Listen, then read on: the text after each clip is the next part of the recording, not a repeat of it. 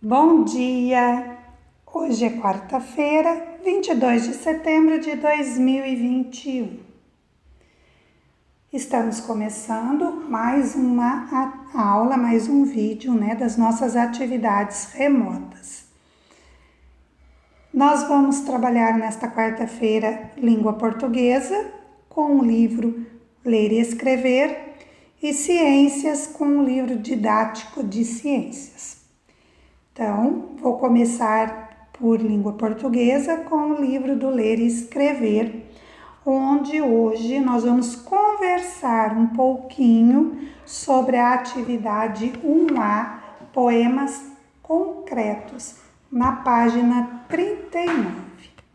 Pessoal, nós estamos começando uma sequência didática nova.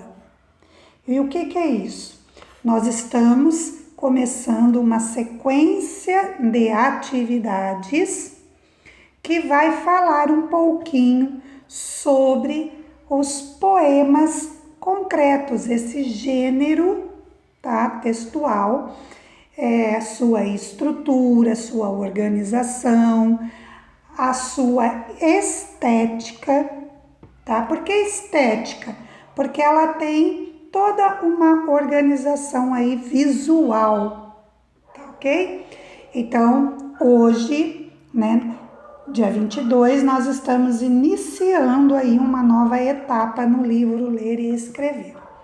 Então, a sequência é Poemas Concretos, página 39, e o título, a atividade, o título da atividade 1A é Apresentando a sequência didática e conhecendo poemas concretos. Então, para que a gente tenha um sucesso, seja bem sucedido, nessas atividades, nós primeiros precisamos entender um pouquinho sobre poemas concretos. Então, olha lá, número 1. Nesta atividade, sua professora trará alguns textos chamados poemas concretos. A partir da exploração desses poemas e de uma roda de conversa, vocês conhecerão um pouco sobre esse gênero e, ao final da sequência didática, vocês construirão um mural com seus próprios poemas concretos. Então, fiquem bem atentos, Porque no final dessa sequência didática, cada um de vocês terá que me entregar, enviar foto para a professora de um poema concreto criado por vocês. Vocês serão os autores deste poema concreto, ok? Então, é necessário que se preste bem atenção, daqui para frente, passo a passo aí dessa sequência, para a gente poder ter aí um produto final bem elaborado, bem feito, com todas as exigências de que um poema concreto tem, tá bom? Então, olha, primeiro a gente vai entender um pouquinho, bem resumidinho, a professora vai falar aqui de uma maneira bem curta, mas eu estou deixando hoje, junto com o vídeo, junto com a atividade impressa, um vídeo explicativo sobre poema visual ou concreto, tá bom? Então, o que vocês vão fazer? Terminou a aula, vai começar a fazer aí, terminou a aula, respondeu todas as questões lá do livro de ciências, tudo bonitinho? Senta com calma, entra no vídeo, acessa lá, clica em cima do vídeo, assistam a explicação, Este vídeo que a professora postou, ele é de uma professora do terceiro ano, tá bom? Mas ele tá bem detalhado, ele tá bem explicadinho para facilitar para vocês para as próximas atividades. Então vamos lá, olha. Para começar a nossa conversa, né, eu vou explicar um pouquinho sobre o que é uma poesia concreta. Então, a poesia concreta é um tipo de poesia vanguardista. O que é isso? É da vanguarda, né? É uma época, um movimento dos escritores, da arte no mundo que aconteceu há muito tempo atrás, tá? Já faz um tempinho, por isso que leva nome de vanguarda, que nos leva ao passado, de caráter experimental, basicamente visual, que procura estruturar o texto poético. Mas, professora, o que é isso? O que será isso?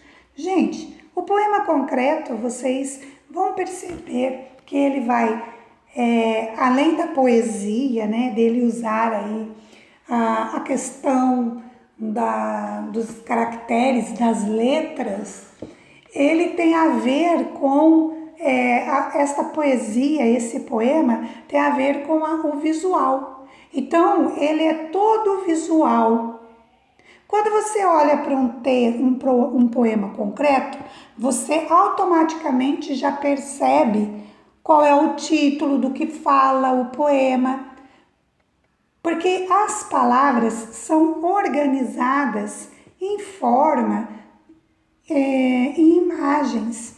Ela sempre traz uma imagem para a gente, tá bom? Então, não deixem de assistir o vídeo que a professora colocou aí nesse início, né, da nossa conversa. Hoje vai ser só mesmo um bate-papo e o vídeo, tá bom? No Ler e Escrever. Então, vocês vão assistir esse vídeo e anotar no caderno os pontos que vocês acham mais importantes saber, tá? E depois nós vamos retomar essa discussão para ver o que vocês colocaram e comparar, né, com o que é um poema concreto. Tá bom, pessoal? Então, terminando de assistir o vídeo aí, né, explicando o que é um poema concreto ou um poema visual, nós vamos para as ciências e hoje nós vamos trabalhar com o livro didático. Para reforçar seu conhecimento, responda às atividades das páginas 48 e 49 do livro sobre cadeia alimentar.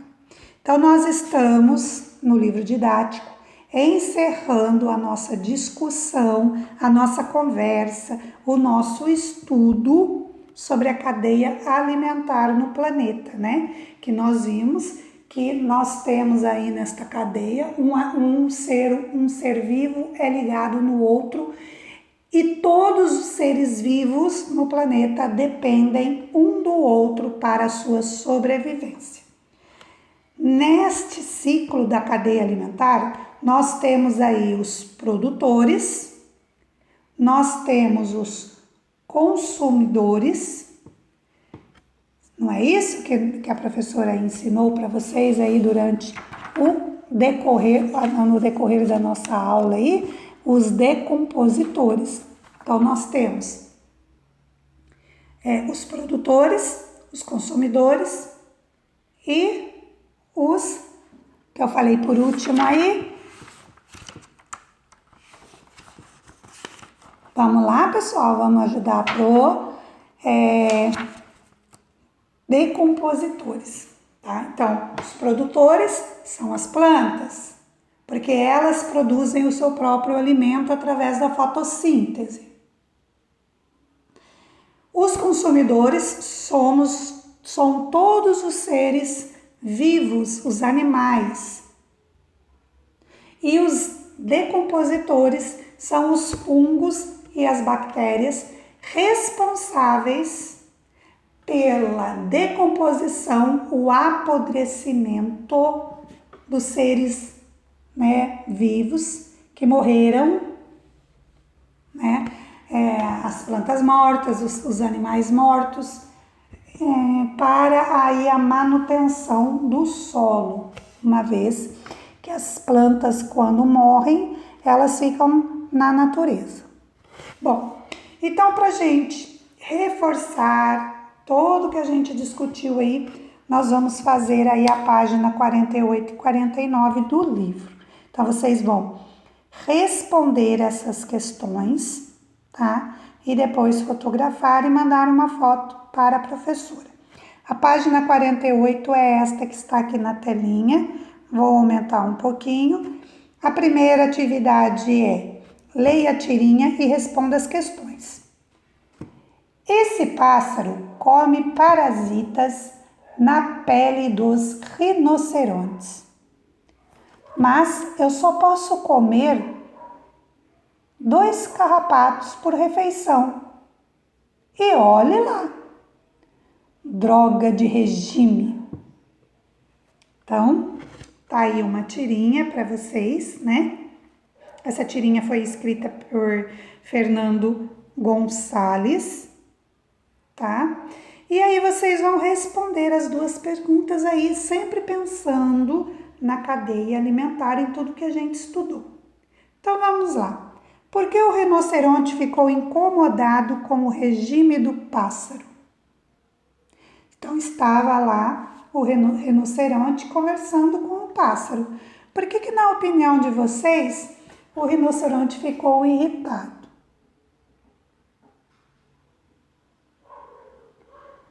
Óbvio que porque o pássaro não o livrou, né? Não limpou, não tirou os carrapatos que havia no rinoceronte. Então aquela coceira, né, do carrapato ali picando ele, deixou ele irritado, né?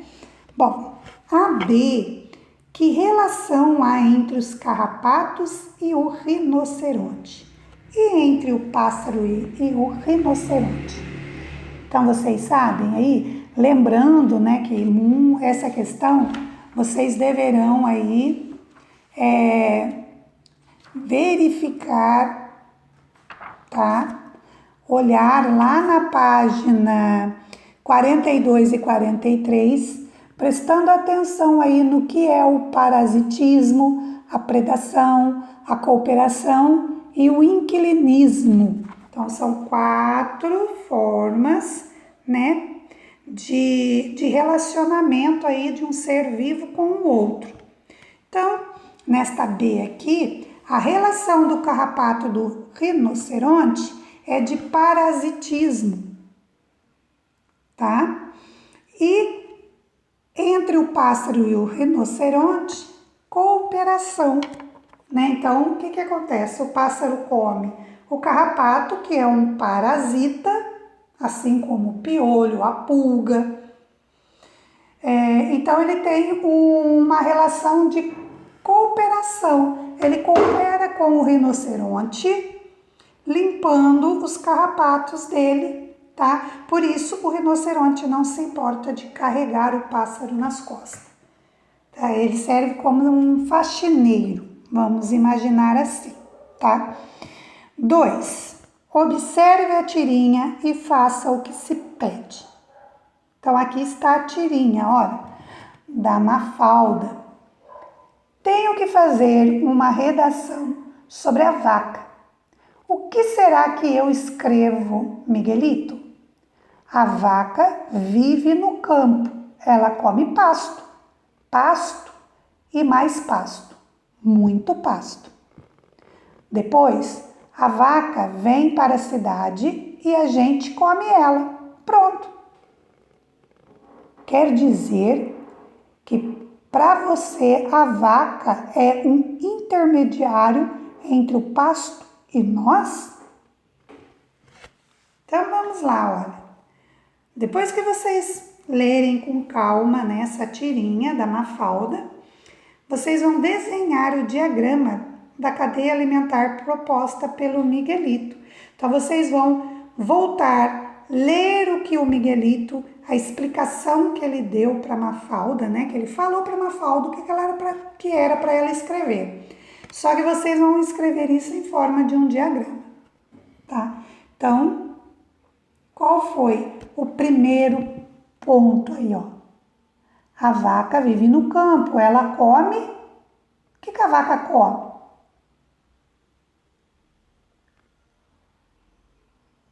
pasto.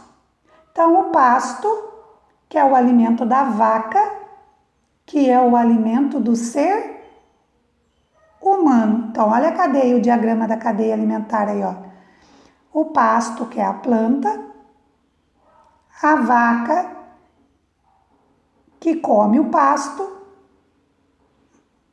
e o ser humano que come a vaca. Então, o pasto é alimento da vaca e a vaca é alimento, serve de alimento para o ser humano. Muito bem. Então, depois, né, de fazer o diagrama aqui, nós vamos para a página 49. Nessa cadeia alimentar, qual o papel do capim que compõe o pasto da vaca e do ser humano? Então, qual é o papel do capim que compõe o pasto da vaca e do ser humano? Gente, o capim é o produtor. A vaca e o ser humano são os consumidores. Quem disse aí consumidores, acertou. É isso.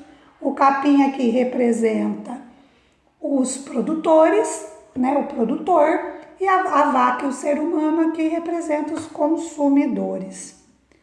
3.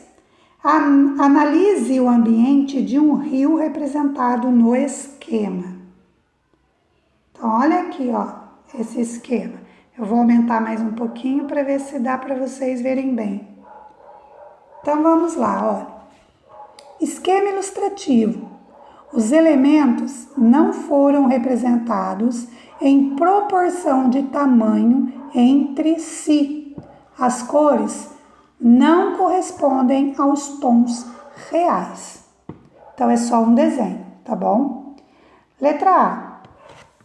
Vamos subir um pouquinho a telinha agora, depois que vocês observaram aí, né? O rio, toda a vida que existe embaixo e no interior e no exterior do rio, né? Ao seu redor, ali a gente vê um jacaré, vê um sapo, vê um grilo, enfim, e vê os peixes lá embaixo e todos os micróbios lá, olha, minhoca, todos os micróbios, tá bom? Então vamos lá. Monte no caderno uma cadeia alimentar usando alguns dos organismos representados na ilustração. Então vocês vão montar aí, tá? Um diagrama igual vocês montaram lá na tirinha da Mafalda, só que agora observando o rio, né? Quem é o produtor? Quem é o consumidor? Quem é o alimento de quem? Tá? B. A rã é um animal carnívoro ou herbívoro? O que vocês acham? A rãzinha que fica lá na lagoa, toda saltitante. O que vocês acham que ela é? Carnívora? Ela come outros animais ou ela se alimenta de plantas? Ela é herbívora. Quem respondeu carnívoro acertou, pois ela se alimenta de outros animais, né? Então nós sabemos que o sapo, a rã, a perereca, eles comem pequenos insetos, que qualquer coisa que se mexa, ela vai, né, e come, tá bom?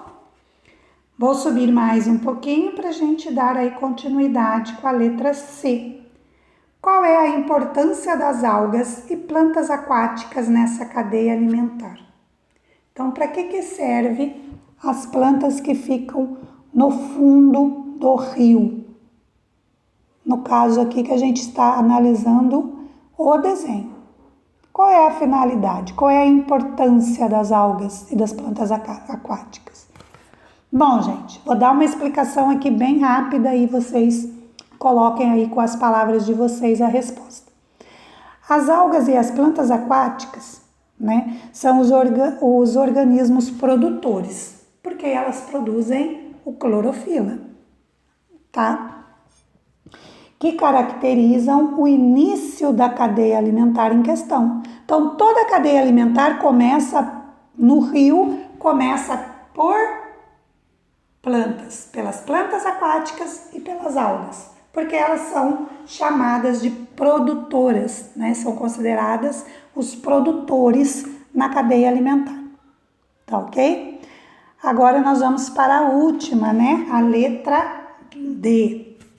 Um aluno disse que se as plantas e as algas desse rio desaparecessem, as rãs não seriam prejudicadas, pois não se alimentam delas. Você concorda com a afirmação do aluno?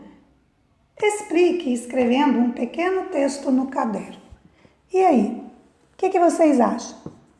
Vocês acham que a rã não sofreria não teria nenhum problema, não seria prejudicada em absolutamente nada?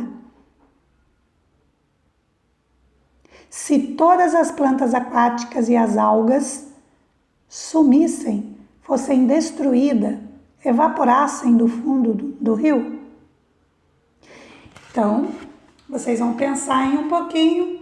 Quem não tiver certeza, pode pesquisar, pessoal. Pode usar aí o Google como fonte, como ferramenta de pesquisa.